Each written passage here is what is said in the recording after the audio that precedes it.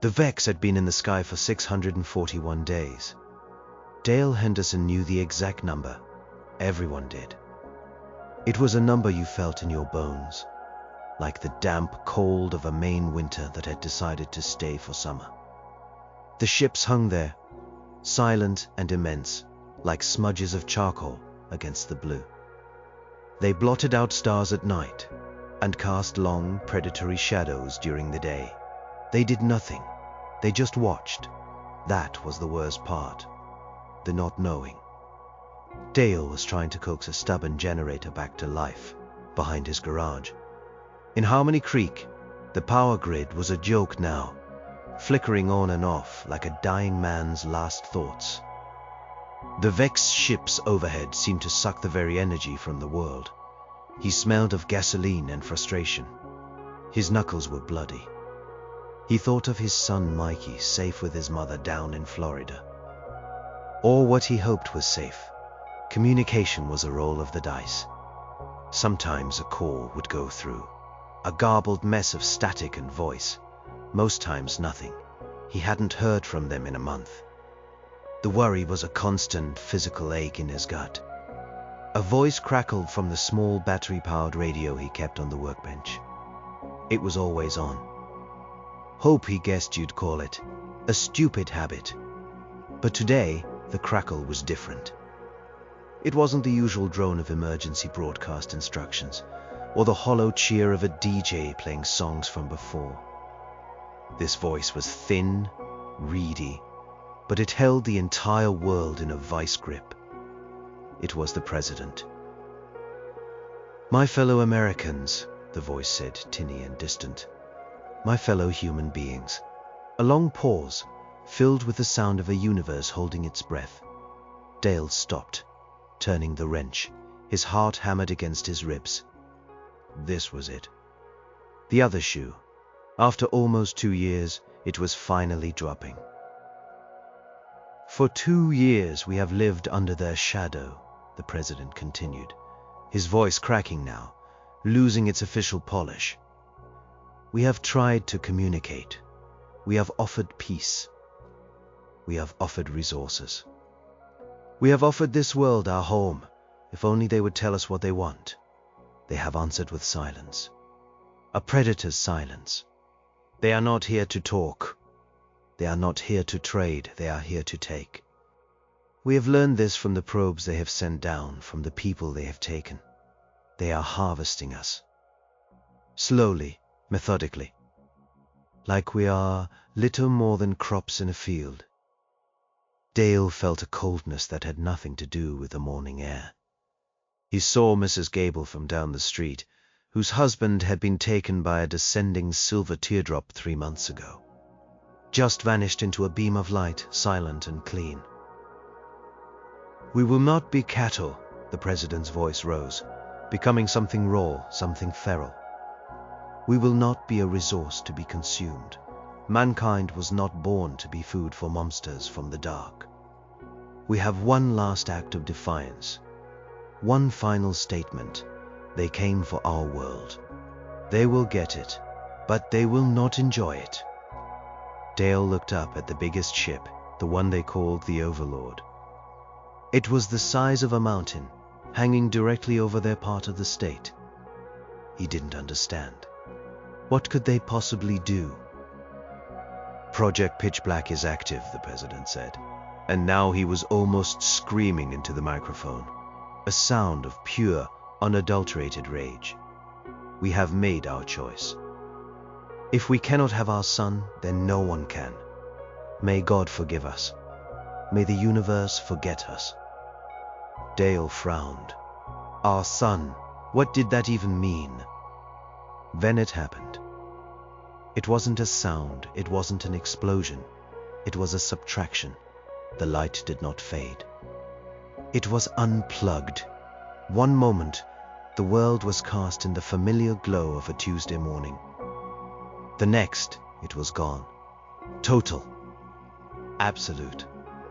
The kind of perfect, suffocating blackness that exists only in the deepest caves or the coldest stretches of space.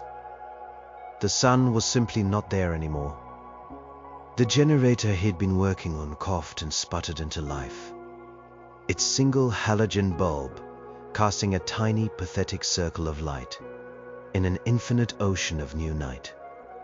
The sudden drop in temperature was immediate and violent. It was like being thrown into a walk-in freezer. Dale's breath plumed in the sudden chill. From the town, a single collective scream began to rise. It was a sound of pure animal terror. The sound of a billion rats, realizing the trap had just snapped shut. The scream was joined by others, a chorus of damnation. Dale stood frozen in his tiny bubble of light, looking up at the sky where the sun should have been. There was nothing. No light, no warmth, only the cold and the dark. And somewhere, high above in that eternal night, the Vex were still watching. For the first time, Dale Henderson thought he understood the true meaning of the word fury. It wasn't just anger. It was a willingness to burn down the whole world, to extinguish your own star, just to see the bastards who hurt you freeze in the dark. The screaming went on for a long time. It was the new soundtrack of the world, replacing birdsong and traffic. Dale stumbled back into his garage, the cold already seeping through his flannel shirt, a deep, penetrating cold that felt ancient and wrong. His mind was a frantic mess, a slideshow of impossible images. The sun, gone. Just like that. You turn off a light switch, you don't turn off a star. It was a child's logic, but it was all he had. He slammed the garage door shut, the metal groaning in protest. The darkness outside felt like a living thing. Pressing against the thin walls, the generator chugged along, a brave little heartbeat in the corpse of the world. He had maybe 20 gallons of gas. How long would that last? A few days? A week? And then what? His first thought, sharp and painful, was of Mikey. He pictured his son on a beach in Florida, looking up at a sky that had suddenly gone black. The thought was so horrific, he had to physically shake his head to dislodge it. Don't think about it. You can't. You'll go crazy. Think about what's in front of you. What was in front of him was the growing cold. It was already frosting the inside of the garage windows. He needed blankets, food, water, the basics. The things you took for granted an hour ago. He rummaged through the clutter, his hands shaking. He found old moving blankets, dusty and smelling of mildew, and a half-empty case of bottled water. Not enough. Nowhere near enough. A frantic pounding started on the side door of the garage. Dale, Dale, are you in there? It was Sarah Jenkins, the high school science teacher, who lived 2 houses down. Her voice was thin with panic. Dale fumbled with the lock and pulled the door open.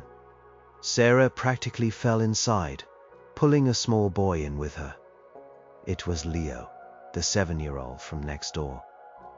The boy's face was pale, his eyes wide and unblinking. He was clutching a battered-looking stuffed bear. "They're all going crazy," Sarah gasped, her breath clouding in the weak light. "People are just running, smashing things. Leo's parents, they just ran. They just ran out of the house and down the street, screaming." She looked down at the boy, her expression a mixture of pity and terror. "I couldn't just leave him." "Get inside. Close the door," Dale said, his voice rough. He was surprised it worked at all. Sarah shut the door, and the 3 of them stood there in the cramped space, listening to the generator's hum and the distant, awful symphony of a town tearing itself apart. The cold was getting worse. Dale could feel it in his teeth. What was that? "The president?" Sarah asked, rubbing her arms. "Project Pitchblack. What does that mean? You can't just turn off the sun." Apparently you can, Dale said grimly. He looked at the camping stove he kept for fishing trips. He had 2 full propane canisters. That was something.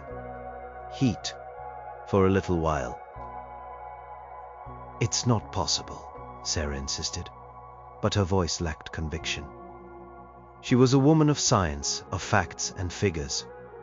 The universe had just broken all its own rules in front of her. Maybe a chemical dust in the upper atmosphere. A massive swarm of nanites. It would have to be something that creates a perfect, energy-absorbent shell around the entire planet. She was talking more to herself than to him, trying to fit an insane reality into a logical box. All I know is it's dark and it's getting colder, Dale said. He looked at Leo, who hadn't said a word. The kid was just staring at the single light bulb, as if it were the most precious thing in the universe. Maybe it was. We need to get more supplies, Sarah said, her practical side taking over. The grocery store, before it's all gone. It's already all gone, Dale said. You hear that out there? That's the sound of it being all gone. We've got what we've got. A new sound cut through the chaos from outside. It wasn't human. It was a low, resonant hum. The sound of immense power held in reserve. Dale and Sarah looked at each other, their eyes wide. Dale went to the small frosted window and scraped away a patch of ice. He could see the street, barely. The world was lit by burning cars now, casting flickering, hellish orange light against the houses. People were running, fighting over scavenged goods. But that wasn't what held his attention. One of the Vex ships, a smaller, scout-sized vessel, shaped like a polished river stone, was descending. It moved with an unnerving grace, its hum growing louder. It wasn't attacking, it wasn't firing weapons. It was just coming down, its smooth black surface reflecting the fires from below. It settled silently in the middle of the street, right in front of the elementary school. A section of its hull shimmered and became transparent, revealing a space within. It was watching. What are they doing? Sarah whispered, peering over his shoulder.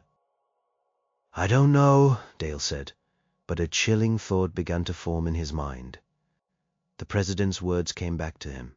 They are harvesting us. Slowly, methodically. Maybe the Vex hadn't understood the broadcast. Or maybe they had, and they just didn't care. Or maybe, Dale thought with a fresh wave of dread, this was what they were waiting for. For the lights to go out.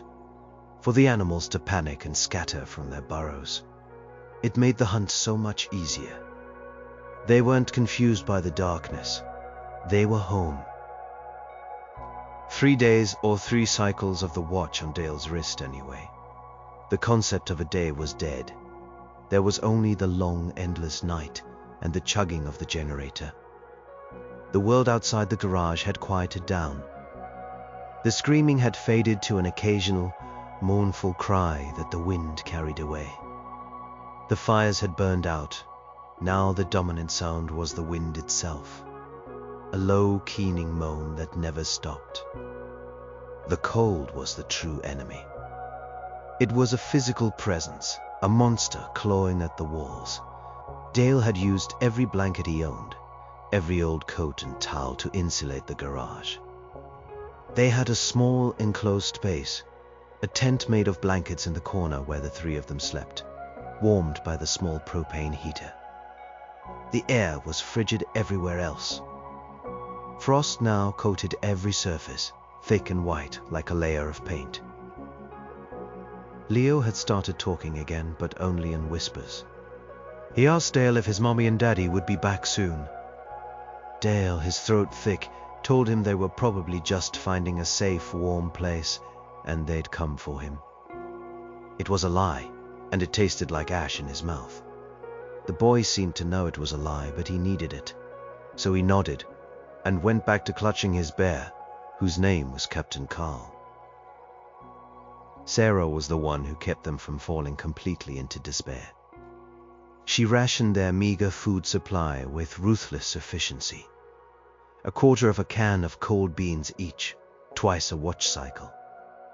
She melted frost from the inside of the garage door for water, boiling it on the camp stove to be safe. She was the brain, Dale was the hands, and Leo was the reason. It was a fragile, rick-darted little family. "They're still just sitting there," Dale said, peering through his peephole in the door. The Vex scout ship hadn't moved. It was a monument of black silence in the middle of the street. "What do they want?" "Data," Sarah said. She was huddled under a blanket, looking at a high school physics textbook, as if it held some lost scripture. "They're observing. An unprecedented variable has been introduced into their experiment. Sapped population initiates self-destructive extinction-level event in response to colonization. That's not in any predator's playbook." "So they're confused?" "I don't think they get confused," Sarah said, looking up. Her face was smudged with dirt, her eyes tired but sharp. "I think they analyze. They saw us as predictable. We build cities. We fight each other over lines on a map. We consume resources. They understood that. This," she gestured vaguely at the frozen world beyond the door, "this is something else. This is a level of spite they can't compute. It's like if you tried to swat a fly, and the fly responded by detonating a nuclear bomb strapped to its back." Dale thought about that. A fly with a nuke. Yeah, that felt about right. That was human fury, the willingness to vaporize yourself just to take out the hand that was about to crush you. "So what happens when they're done analyzing?" he asked. Sarah's face went grim. "They recalibrate, and then the experiment continues." A new noise started up outside. Not the wind. It was the crunch of boots on frozen ground and voices. Low and rough. Dale put his eye back to the peephole. A group of 4 men were making their way down the street. They were bundled in mismatched clothes, carrying makeshift weapons. Crowbars, baseball bats. One man had a hunting rifle slung over his shoulder.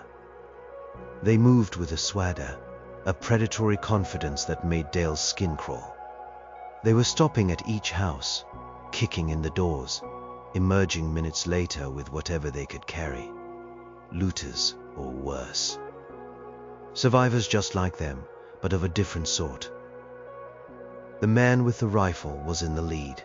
He was big with a thick beard and cold, dead eyes. Dale recognized him. Riggs. A guy who'd worked at the lumberyard, known for his bad temper and a belief that the government was putting chemicals in the water. The end of the world was probably the best day of his life. Riggs and his crew stopped in front of Leo's house. They kicked in the door and disappeared inside. Dale held his breath. He saw them through the windows, ransacking the place. They weren't looking for people. They were looking for cans, batteries, anything of value in the new cold economy. They emerged a few minutes later, their arms full. One of them was holding a framed family photo. He looked at it, then tossed it into the frozen street where it shattered. Riggs laughed, a harsh, ugly sound that cut through the wind. Then Riggs stopped. His head tilted. He was looking directly at Dale's garage. He must have seen a faint wisp of exhaust from the generator's pipe. He said something to his men. And a slow, cruel grin spread across his face. Dale's blood went to ice. They were coming. He backed away from the door, his heart pounding a frantic rhythm against his ribs. He looked at Sarah, at Leo. The boy was asleep, his small face peaceful for the first time in days. Sarah's eyes were wide with a new, more immediate fear. The Vex were a cosmic horror. Riggs was a human one, and he was right outside their door. "Dale," Sarah whispered, her voice trembling. Dale looked around the garage. His tools, a heavy tire iron, a claw hammer. Not much against 4 men, one with a rifle. But it was something. His fury, which had been a dull, abstract thing directed at the sky, was now sharp and focused. It was pointed at the man who was about to break down his door and take the last little bit of warmth and safety he had in the world. The first heavy bang on the garage door sounded like a gunshot. Leo woke with a start, his eyes snapping open in terror. "Open up in there." Riggs's voice was a muffled roar through the metal door. "We know you are in there. We can smell the gas." Another loud bang, this one making the whole door shudder. Leo let out a small whimper and buried his face in Sarah's coat. "Don't answer," Dale whispered, grabbing the heaviest tire iron he could find. The cold metal was a shock to his warm hands. It felt pitifully small. "Stay back!" In the corner. Sarah scrambled back into their blanket fort, pulling Leo with her, trying to shield him with her own body. Her face was a mask of terror, but her eyes were fixed on Dale, a silent plea in them. "I am not gonna ask again," Riggs bellowed. "I got a 30-06 here says you don't want me to have to knock." Dale's mind raced. The garage door was old, but it was solid steel. It would take them a while to get through it. The side door was weaker, made of wood. He had to assume they knew that. He moved to stand beside it, his back pressed against the cold wall, the tire iron held tight in a two-handed grip. His knuckles were white. He was a mechanic. He fixed cars. He wasn't a fighter. But he looked at the small, trembling shape of the boy in the corner, and something hard and cold settled in his stomach. The banging on the main door stopped. There was a moment of silence, filled only by the wind and the generator's steady chug. Then a splintering crash came from the side door. They were using a crowbar on the frame. Wood splintered. The lock groaned. "They're coming in," Sarah breathed. Dale didn't answer. He just watched the door, his breath held tight in his chest. The wood around the lock was giving way, shattering inward. A sliver of the profound, absolute blackness from outside appeared. Suddenly, a different sound pierced the air. It was that low, resonant hum.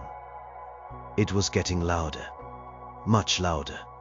The ground began to vibrate, a deep thrumming that Dale could feel in the soles of his boots.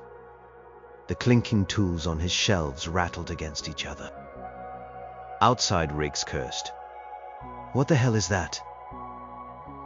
The humming grew to an almost painful intensity.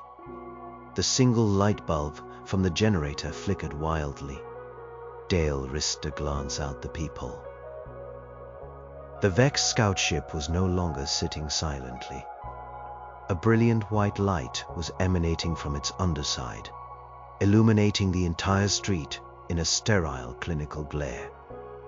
It was brighter than a dozen stadium floodlights, chasing away the shadows and revealing Riggs and his men in stark detail. They were frozen in place, staring up at the ship, their makeshift weapons suddenly looking like children's toys. The transparent section on the ship's hull rippled. A shape was descending from it. It wasn't a probe or a beam of light. It was a creature. It was tall, impossibly thin, with limbs that bent at angles that felt wrong. Its skin was the color of wet slate, smooth and featureless. It had no face, no eyes, no mouth. Just a smooth ovoid head that tilted slightly as it surveyed the scene below. It moved with a liquid grace, its three-fingered hands held loosely at its sides. It drifted down on a column of unseen energy, landing on the frozen asphalt without a sound. Riggs and his men were paralyzed, not by a weapon, but by sheer brain-stuttering awe and terror. This was the first time any of them, Dale included, had seen one of the Vex up close. It was a thing from a nightmare, elegant and utterly alien. One of Riggs's men, a skinny guy with a baseball bat, broke first. He let out a choked scream and turned to run. He didn't get 2 steps. The Vex creature raised one of its slender hands. Something shot from its palm, not a bullet or a laser, but a flicker of blackness, a tiny sliver of distorted space. It hit the running man in the chest. He didn't cry out. He didn't fall. He just came apart. His body disassembled into a cloud of fine gray dust that the wind immediately snatched and scattered. There was no blood, no sound, just a man and then a puff of smoke. The other 2 men dropped their weapons and fell to their knees, babbling, pleading. Riggs, however, was made of different stuff. A roar of defiance or madness tore from his throat, and he shouldered his rifle, aiming it at the alien. Dale watched, mesmerized and horrified. This was it, the first real contact. A man from Harmony Creek versus a monster from the stars. Riggs fired. The crack of the rifle was deafening in the sudden silence. The bullet, a tiny speck of human rage, sped towards the Vex creature's head. It got within a foot of the smooth, slate-colored surface, and then simply stopped, hanging in midair, as if caught in invisible jelly. It wobbled for a second, then dropped harmlessly to the ground. The creature's head tilted again, a gesture of what might have been curiosity. It looked at the rifle, then at Riggs. It took a slow, deliberate step forward. Riggs worked the bolt of his rifle, his face a mask of disbelief and fury. He was about to fire again, but he never got the chance. The creature was suddenly in front of him. It hadn't seemed to move that fast, but it was there. It reached out one of its 3-fingered hands and gently, almost delicately, touched the rifle's barrel. The metal of the gun turned to the same gray dust as the man had, the particles cascading down over Riggs's hands. The wooden stock clattered to the ground. Riggs stared at his empty hands, his jaw hanging open. The Vex looked at him. It didn't seem angry. It didn't seem anything. It was like a biologist observing a particularly aggressive insect. Then it reached out and touched Riggs's forehead with the tip of one long finger. Riggs's eyes went wide. He opened his mouth, but no sound came out. A flicker of light passed behind his eyes, and then he collapsed to the ground, unconscious, but as far as Dale could tell, unharmed. The other 2 men were weeping hysterically. The creature ignored them. It turned its blank face and seemed to look directly at Dale's garage. Dale felt a jolt, as if the thing could see him through the steel and wood. It knew he was there. It knew he was watching. The creature stood there for a long moment, a silent, slate-gray statue in the cold white light. Then, with the same fluid grace, it rose back into the ship. The light from the underside faded. The hum receded. The ship once again became a silent black stone in the middle of the street. The world was plunged back into the flickering darkness of the burning trash cans and the absolute cold. Dale stumbled back from the door, his legs weak. He finally understood. The Vex weren't just watching. They were curating. They were culling the herd, removing the disruptive elements. The ones who made too much noise. They hadn't come down for the people screaming in terror. They had come down for the ones who were trying to organize, the ones who were fighting back. They were enforcing the chaos. The silence that followed the Vex's demonstration was more profound than any noise. Outside, The two remaining men from Riggs's crew scrambled to their feet and fled into the darkness, their whimpers fading on the wind. Riggs himself lay unmoving on the frozen ground. A problem solved, Dale thought. But the solution was 1,000 times more terrifying than the problem itself. "What did they do to him?" Sarah whispered from the corner. She had seen the whole thing through a crack in the door. "I don't know," Dale said, his voice hoarse. "Knocked him out. Put him to sleep. It looked like it was studying him."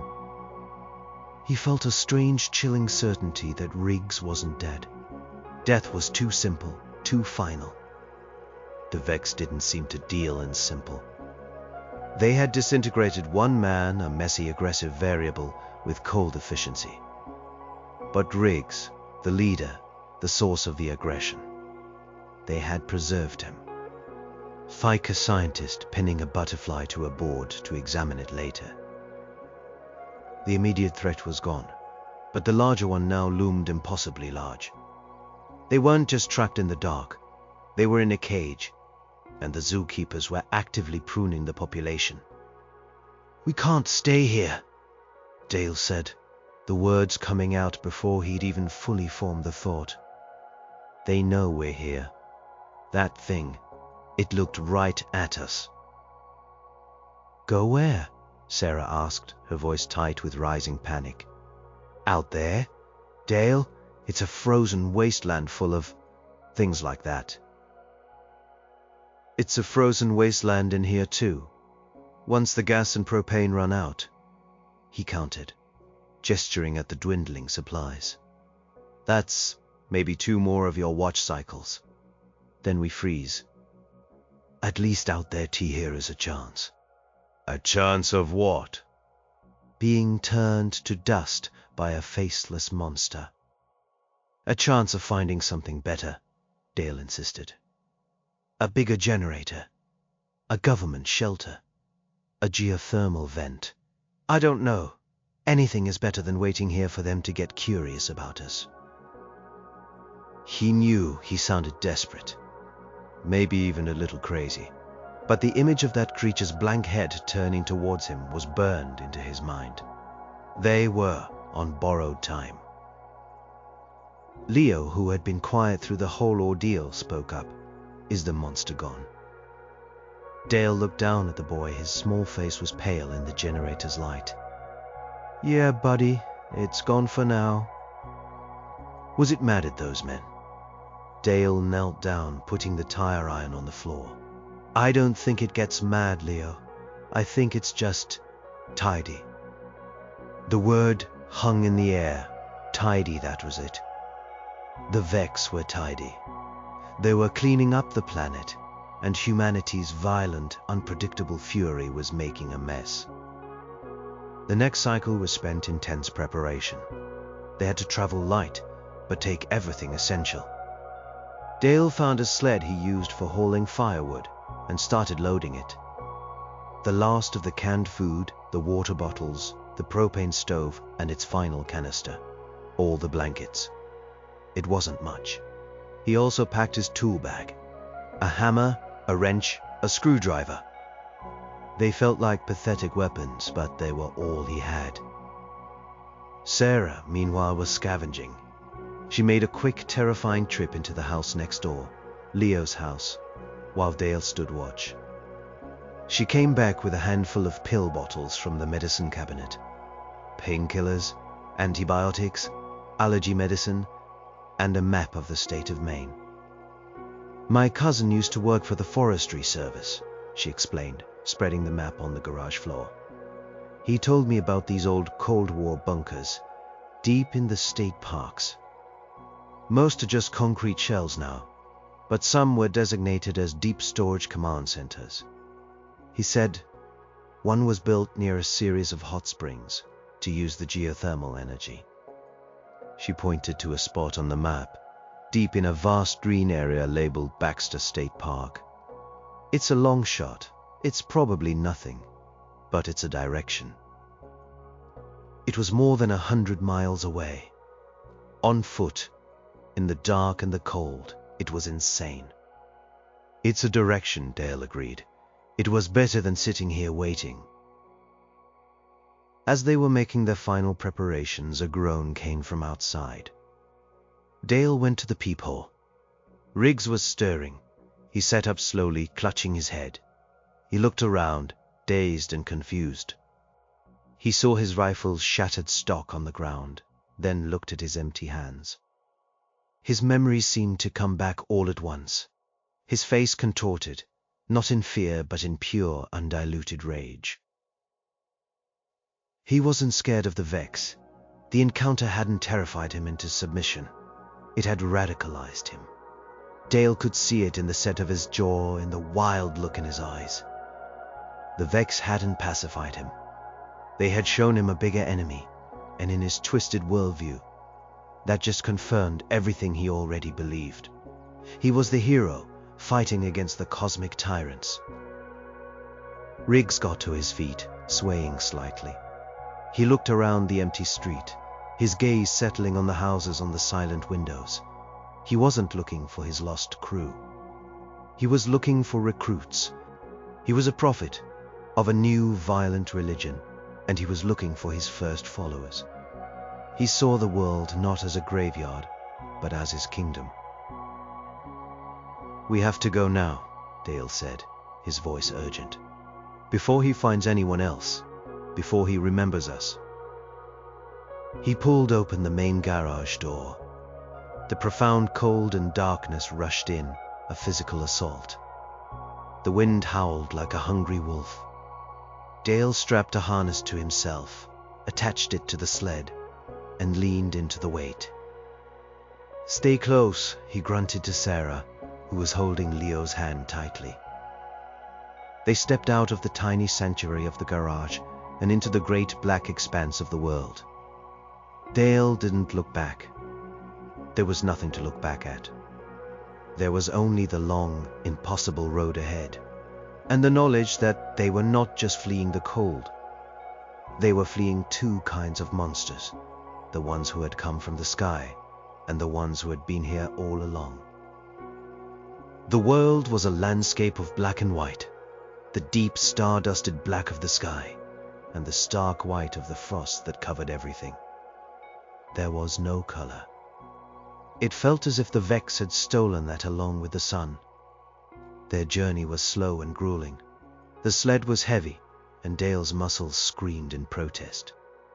Every breath was a painful intake of razor-sharp air.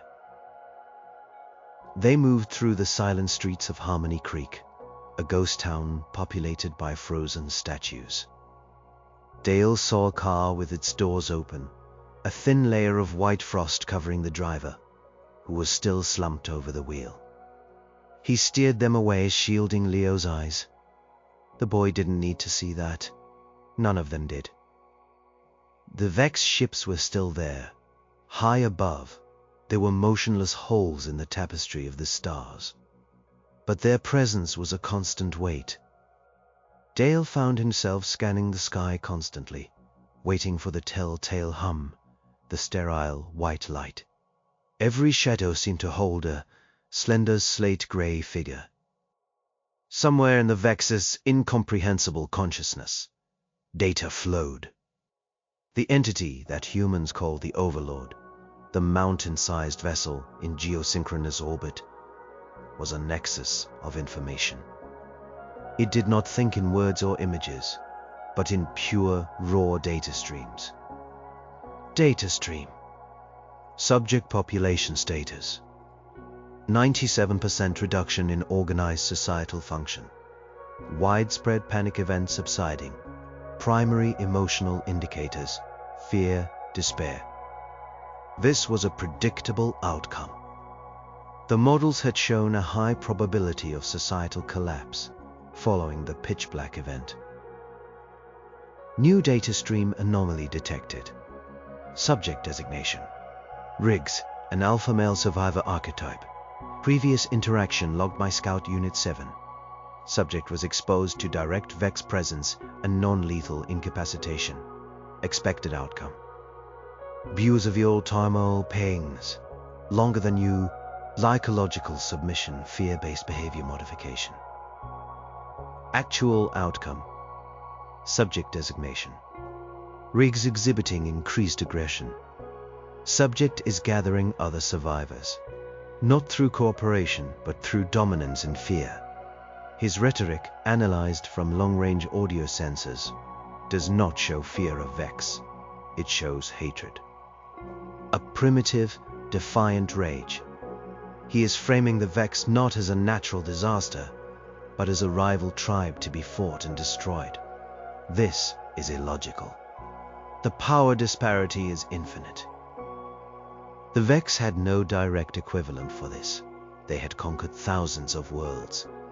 Species either fought, were annihilated, and were forgotten, or they submitted, were assimilated, and became a resource. No species had ever faced inevitable defeat, and chosen not just to fight, but to become more pathologically aggressive, to embrace the conflict as a defining purpose. Another data stream subject designation, Dale Henderson. Non-alpha archetype. Protector for classification. Accompanied by female, Sarah Jenkins, knowledge keeper classification, and juvenile Leo dependent classification. This unit is exhibiting logical survival behavior. Gathering, flight from danger.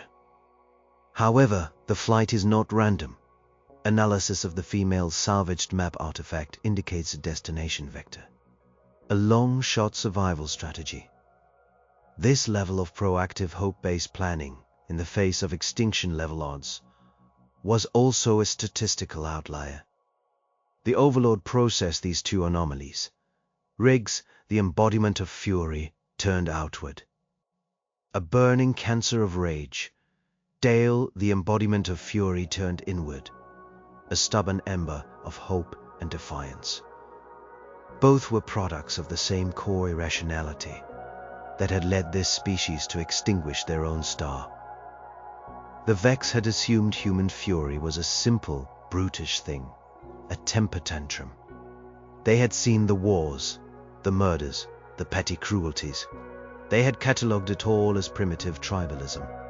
They had misunderstood. They were not seeing a tantrum. They were seeing a fundamental trait of the species. An absolute refusal to accept the rules of a game they were losing. If they couldn't win, they would break the board, swallow the pieces, and set the rulebook on fire. The Pitchblack event was not a strategic blunder. It was a species-wide declaration. The Vex analysis began to shift. They were not colonizing a world of predictable, rational animals. They were trying to cage a creature whose defining characteristic was a form of glorious, suicidal insanity. The data was inconclusive, but a new directive began to form in the cold, logical consciousness of the Vex command. The cost-benefit analysis of this planetary harvest was becoming unstable. The resource value of the humans was high, but the risk of contamination was also rising. What if this trait, this magnificent, terrifying fury, was mimetic? What if it could spread? The idea of a Vex unit contracting hope or spite was an absurdity that their logic could not entertain. Yet the possibility, however remote, was a variable that had to be considered. Observation must continue. The two anomalies, Riggs and Dale, were now primary points of interest. Their paths were diverging, but their stories were part of the same incomprehensible human equation. The Vex would continue to watch. They would let the experiment run a little longer. They needed to understand what happened when a creature defined by hope collided with a creature defined by hate in a world with no sun. Days blurred into a monotonous cycle of walking, resting, and eating their dwindling rations. They traveled mostly on deserted back roads. The state map Sarah had salvaged their only guide. The frost-covered trees stood like skeletal sentinels on either side, their branches heavy with a permanent winter. The silence was absolute, broken only by the crunch of their boots, the scrape of the sled, and the ceaseless, mournful wind. Dale felt the landscape changing them. The constant cold and darkness were grinding them down, stripping away everything but the essential. He thought less about his old life, about his ex-wife, or his job. Those things belonged to a different world, a world with sunlight. His entire existence had narrowed to a few simple, brutal truths. Keep Leo warm, find food, and put one foot in front of the other. Sarah had become their navigator and historian. In the brief, shivering rests, she would point at the map with a gloved finger. "Tara, here's a river up ahead. We'll have to find a bridge." "And here," she'd tap a small square, "a town, or what's left of one. Maybe we can find more supplies." Her scientific detachment had hardened into a kind of grim pragmatism. She no longer questioned the impossible nature of their situation. She simply accepted the data and tried to formulate the next logical step. But at night, when she thought he was asleep, Dale could hear her quiet, muffled sobs. Leo was the most resilient of them all. He had adapted to the new world with the strange flexibility of a child. He called the darkness the Big Night. He would talk to Captain Carl, his stuffed bear, telling him stories about the sun, describing it as if it were a magical orange that used to live in the sky. It was both heartbreaking and strangely comforting. His innocence was a flickering candle they all huddled around. They reached the outskirts of a small town called Northwood. It was a collection of dark, silent houses, half buried in frost. A sign at the edge of town, riddled with bullet holes from some long-forgotten act of vandalism, read, "Northwood, a great place to settle down." The irony was so bitter it almost made Dale laugh.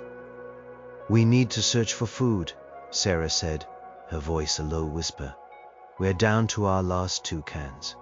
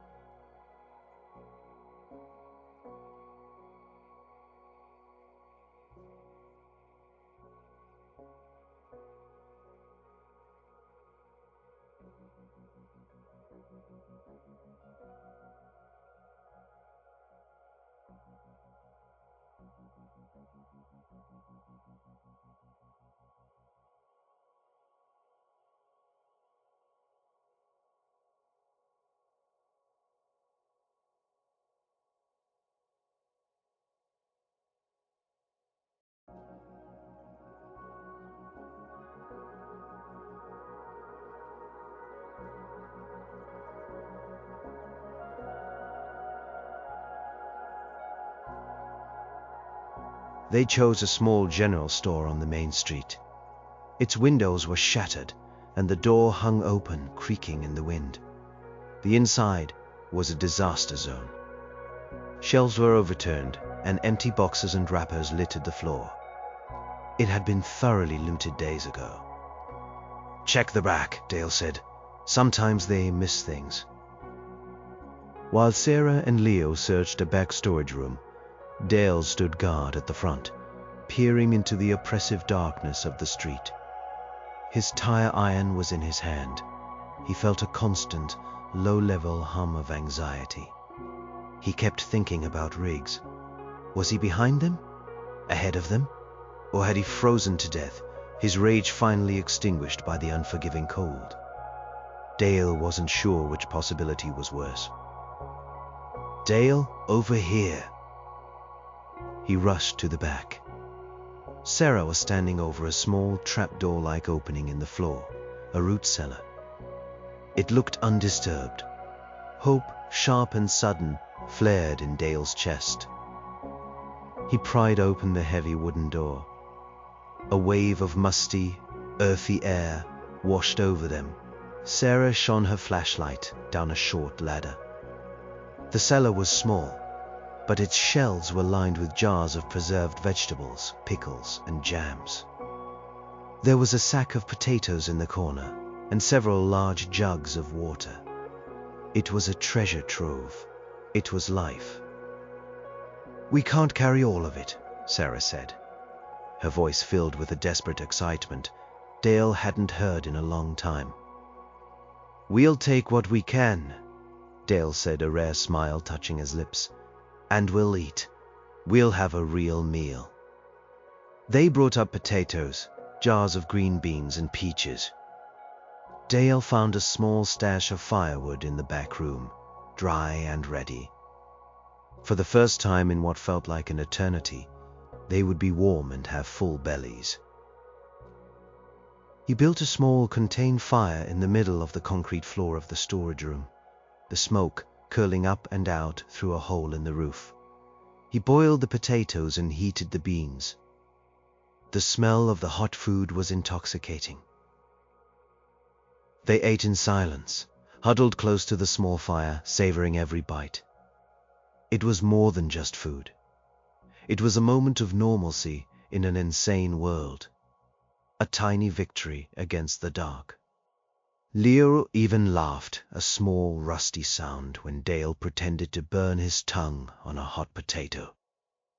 In that moment, with the warmth of the fire on their faces and the taste of food in their mouths, it was almost possible to forget. To forget the cold, the vex, the endless night. But the reprieve was short-lived. As they were packing the sled with their newfound supplies, Dale heard it.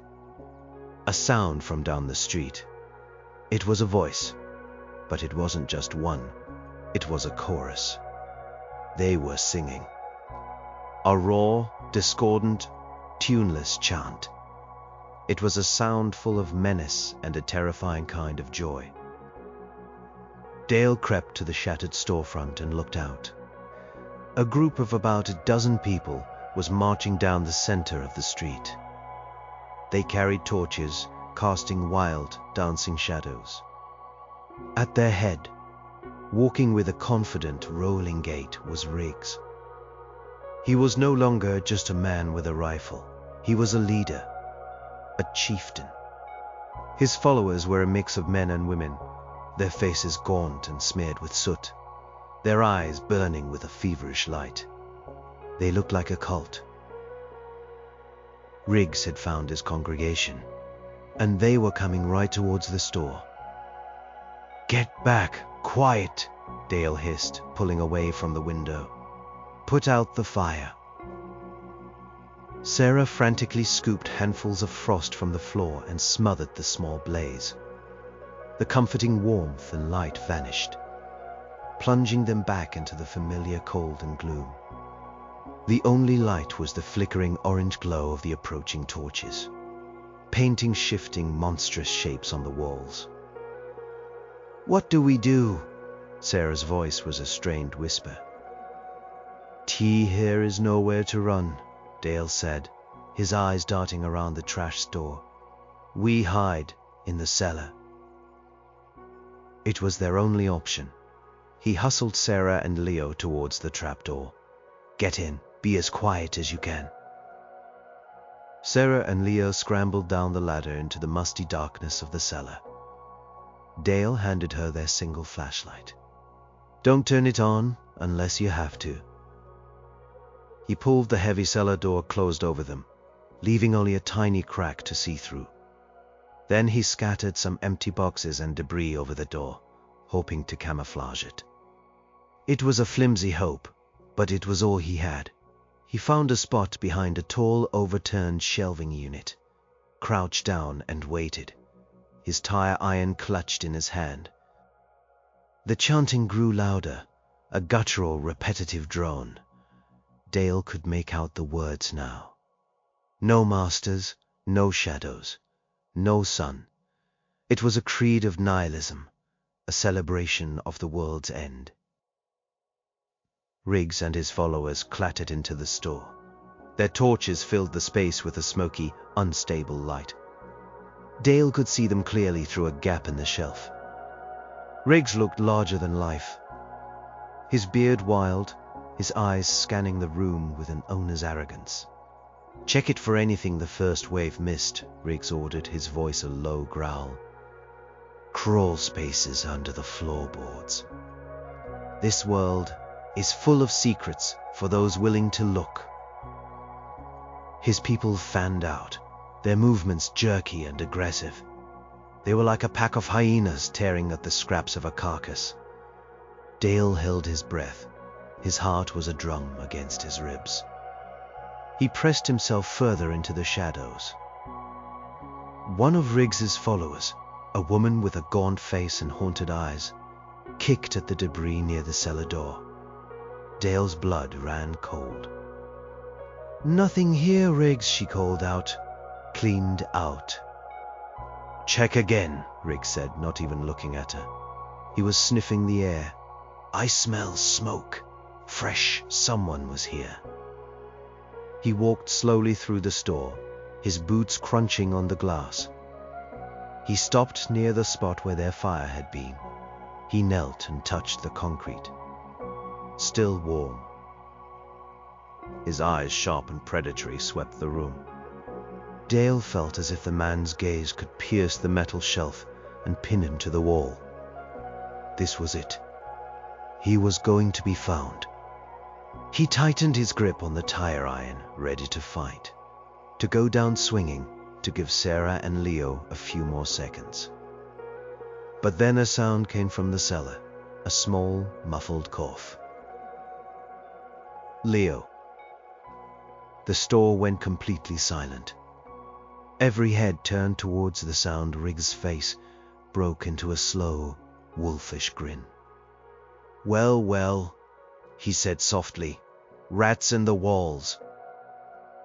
He walked over to the pile of debris and kicked it aside, revealing the outline of the trapdoor. He and two of his men heaved it open. The beam from Sarah's flashlight shot up, a startled beacon of light, before she quickly turned it off. "Come on out," Riggs said, his voice dripping with false friendliness.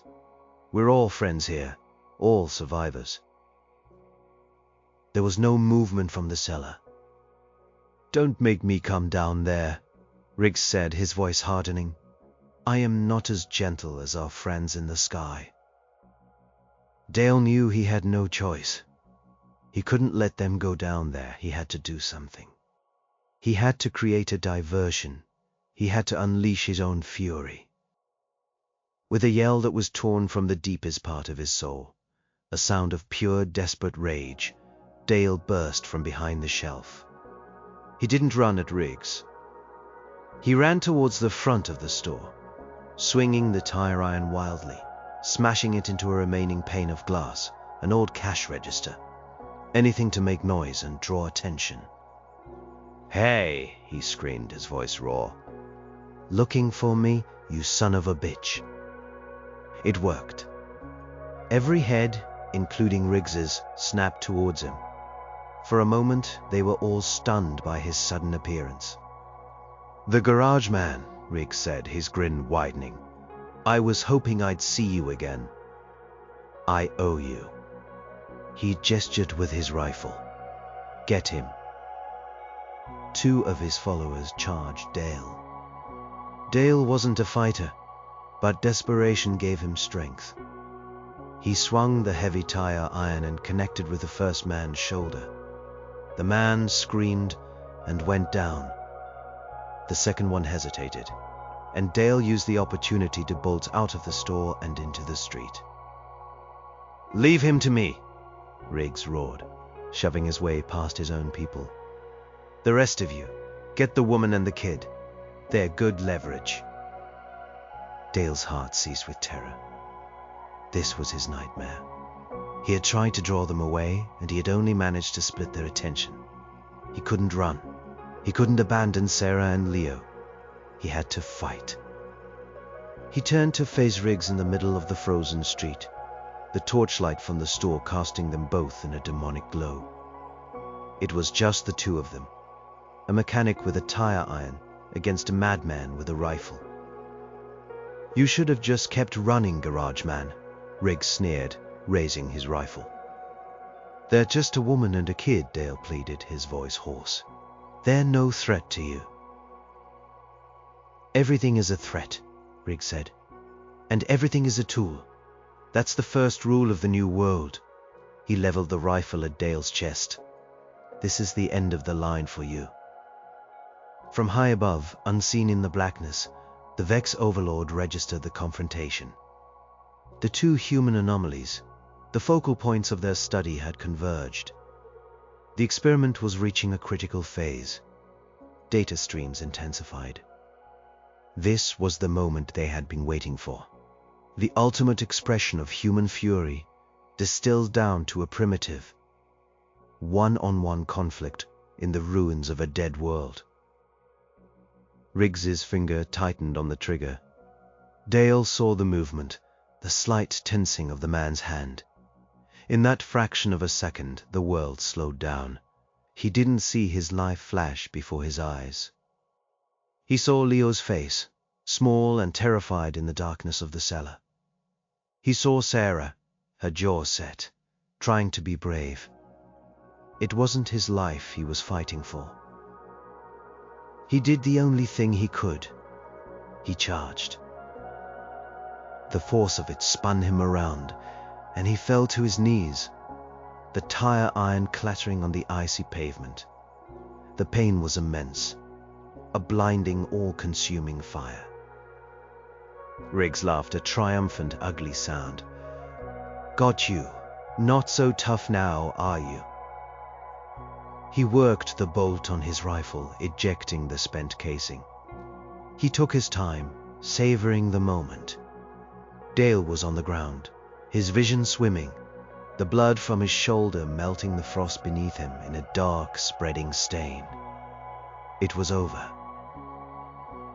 But it wasn't, because from the general store, there was a sudden scream of pain, followed by a curse. Dale, through a haze of agony, looked over. Two of Riggs's followers were staggering back from the cellar entrance. One was clutching his face. Sarah stood at the top of the ladder, her expression feral, a can of preserved peaches in her hand like a primitive club. She had fought back. The sight of it, of her defiance, sent a surge of adrenaline through Dale's body, momentarily drowning out the pain. He wasn't done yet. With a groan, he lunged for the fallen tire iron. Riggs was distracted by the commotion, turning his head to yell at his followers. "What are you waiting for? Grab her." That 1 second of distraction was all Dale needed. He grabbed the tire iron, scrambled to his feet, and threw himself at Riggs's legs. He wasn't trying to fight him. He was just trying to knock him down.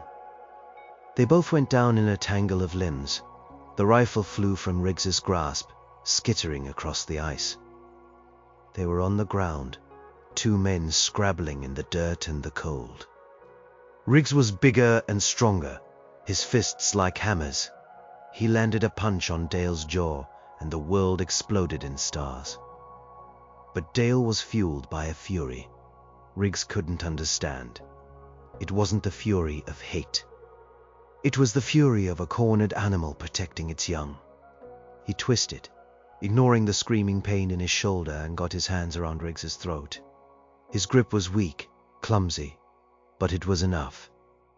Riggs's eyes bulged. He clawed at Dale's hands. And then the humming started. It was the same low, resonant hum as before, but 100 times more powerful. The ground didn't just vibrate, it shook. The torches in the store flickered and died as if the air itself was being sucked away. An intense, pure white light flooded the street, not from the small scout ship but from above, from the sky itself. Dale looked up. The Overlord, the mountain-sized Vex ship, was no longer a distant shadow. It had descended, filling the entire sky. It was a ceiling of seamless black metal, and the light was pouring from it. A silent, all-encompassing judgment. Everyone, Riggs's followers, Sarah, even Riggs himself, stopped fighting. They all stared up at the impossible sight, their petty squabble rendered utterly insignificant. The data streams within the Vex Overlord had reached their conclusion. They had seen it all. They had seen the President's final defiant broadcast. They had seen the chaos and the looting. A wounded, dying male, with no logical chance of survival, still fighting, not for himself, but for the female and the juvenile. A female who, in turn, attacked superior numbers with a can of fruit. It was the same pattern repeated at every scale, from a planetary government to a single broken man in a ruined town. It was not an anomaly. It was a species characteristic, an unbreakable, illogical, and terrifying defiance. They finally understood human fury. It wasn't an emotion. It was a state of being, and it was a contagion they could not risk. This species was too volatile. To conquer them would be to absorb their madness. To annihilate them would require an expenditure of energy so vast it would be a net loss. To leave them here, in this broken solar system they had created for themselves, was the only logical choice. A quarantine. The white light from the Overlord intensified, becoming unbearably bright. Then, as suddenly as it appeared, it winked out. The humming stopped. For a moment, absolute silence reigned. Dale, still on the ground, his grip on Riggs loosened, looked up at the sky. The ships were gone. Not just the Overlord, all of them. The charcoal smudges that had dominated the sky for nearly 2 years had vanished. The sky was empty except for the cold, distant light of the stars. Riggs's followers looked at each other, confused. Their fanatical fire replaced with uncertainty. Riggs himself shoved Dale off him and scrambled to his feet, looking up at the empty sky. They ran, he breathed, a look of insane triumph on his face. They ran. I beat them. We beat them. He let out a victorious roar, but no one joined him. His followers were just staring at the empty black sky. Sarah was staring. Dale was staring. They had won. Humanity had won. Their fury, their sheer stubborn refusal to be broken, had driven away the invaders. But as Dale lay on the frozen ground, his blood turning to slush, looking up at the star-filled but sunless sky, he felt no triumph. There was only the gnawing cold, the throbbing pain in his shoulder, and a vast empty silence. They had won.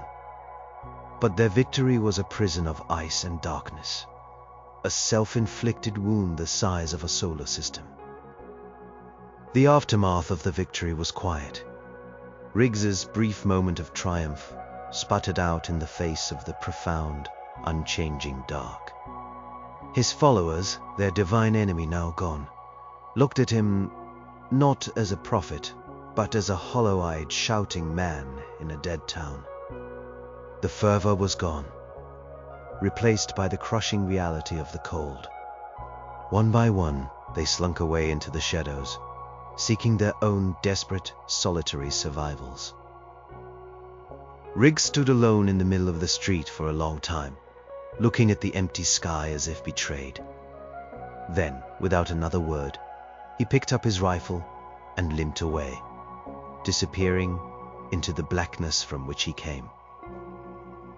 Sarah rushed to Dale's side, Leo trailing behind her, his small face a mixture of fear and confusion. "Dale, your shoulder." She tore a strip of cloth from her shirt and pressed it against the wound, a desperate makeshift bandage. The pain was a dull, constant roar in Dale's ears. But he was lucid. He was alive. "They're gone," he mumbled, his words slurring slightly. "They're really gone." "Yes," Sarah said, her voice trembling, but not with fear. It was something else, awe, exhaustion. "They're gone." They huddled in the ruins of the store for the rest of that long, cold watch cycle. Sarah managed to clean and bandage Dale's wound as best she could, with antiseptic wipes from a first aid kit and more strips of cloth.